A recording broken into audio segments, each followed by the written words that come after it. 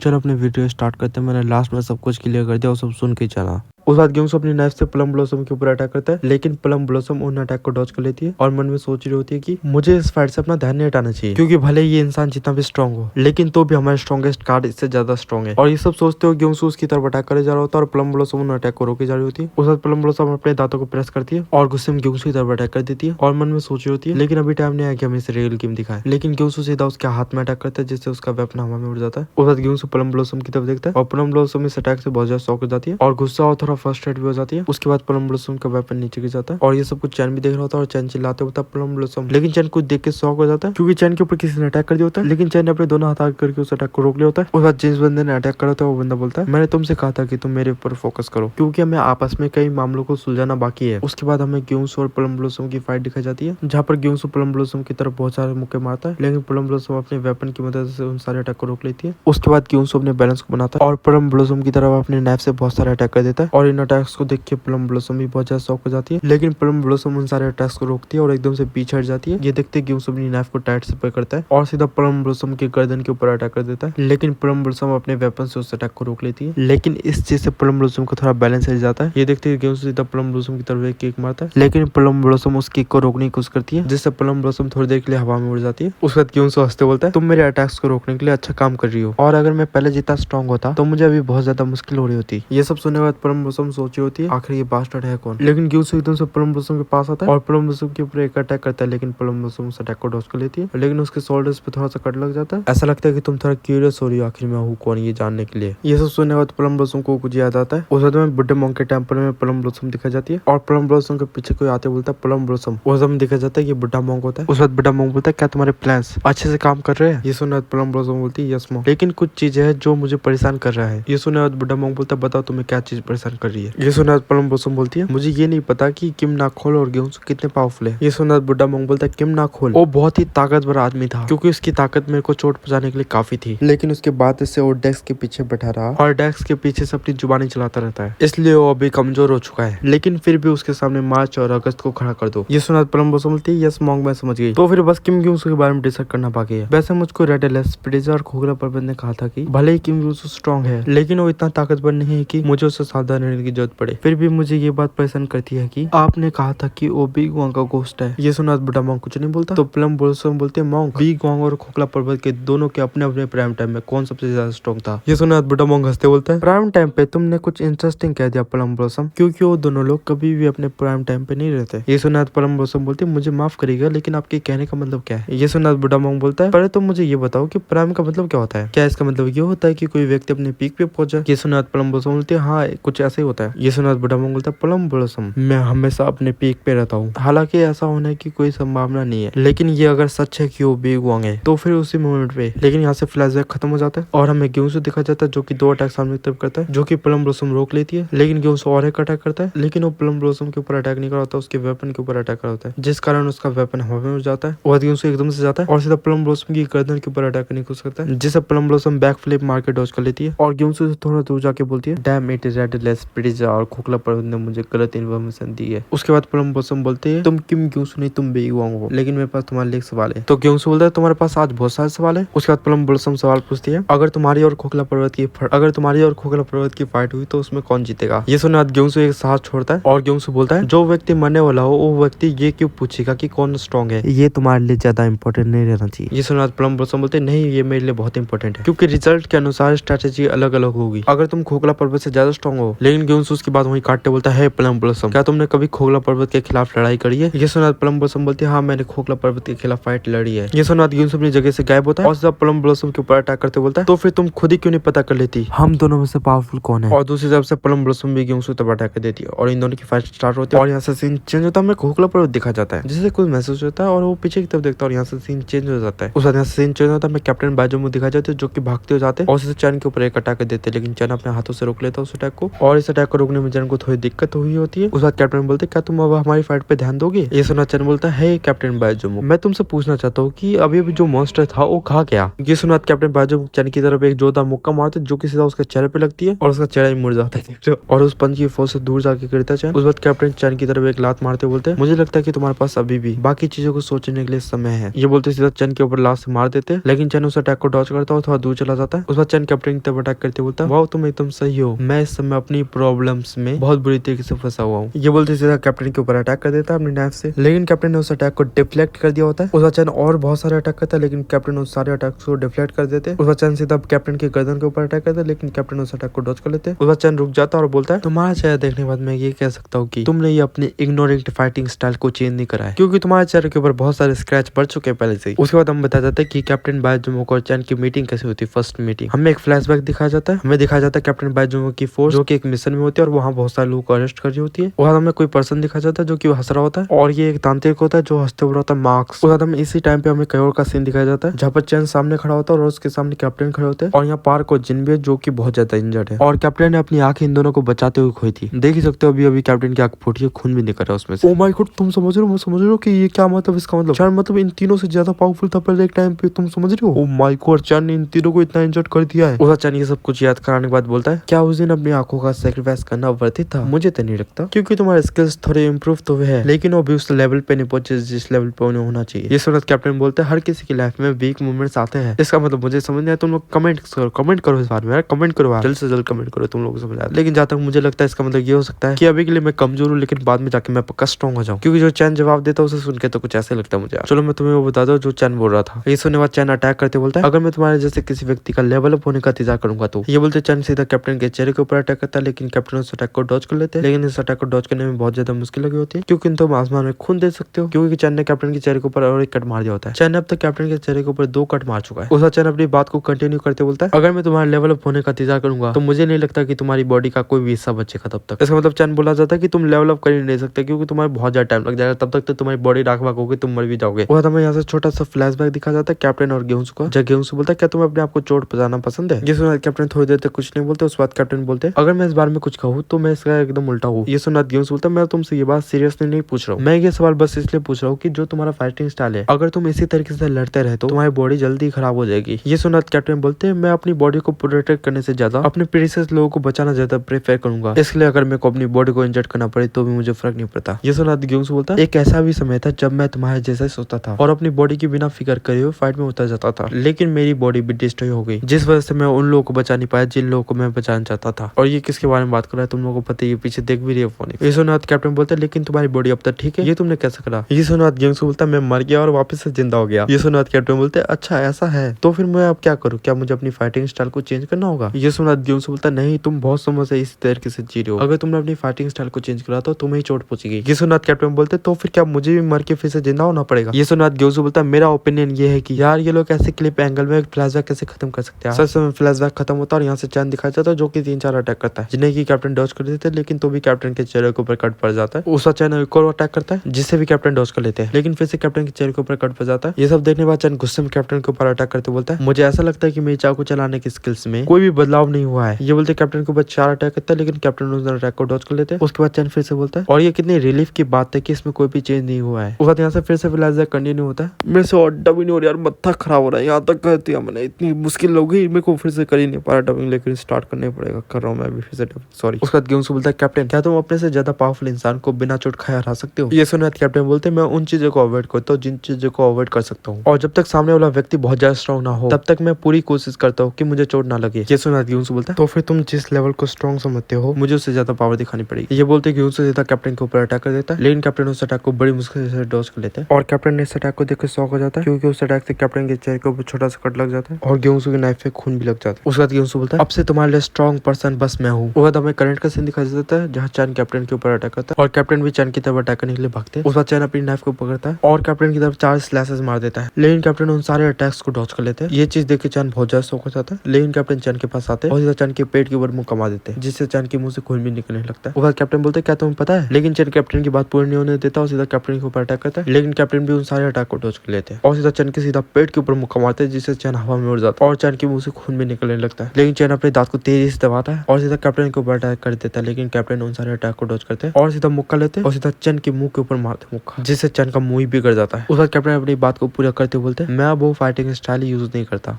चलो यहीं पर अपना एपिसोड खत्म करते हैं। यही सीन सबसे बेस्ट लगा मुझे खत्म करने का। माफ करने के लिए लेट वीडियो है फिर से, लेकिन अगली वीडियो में बहुत जल्दी लेकर कोशिश करूंगा। मैंने बाकी सारा काम उसका खत्म करके वीडियो बना के सब कुछ रख दिया, फाइल बार रख दिए, वो बहुत जल्दी आ जाएगी, उसकी फिक्र मत करो। उसके लिए मैं बहुत कोशिश करूंगा कि मैं 2-3 दिन में डाल, पक्का वादा मैं 2-3 दिनों में डालूंगा वो वाली वीडियो। प्लीज माफ कर दो इतनी लेट वीडियो डालने के लिए। प्लीज ब्रो प्लीज माफ कर देना सब लोग प्लीज। चलो फिर मुझे बस तुम लोग 3 कमेंट दे दो, 3 ही कमेंट, नेक्स्ट पार्ट के 3 कमेंट कर दो, वीडियो आ जाएगी पक्का। चलो फिर बाय बाय।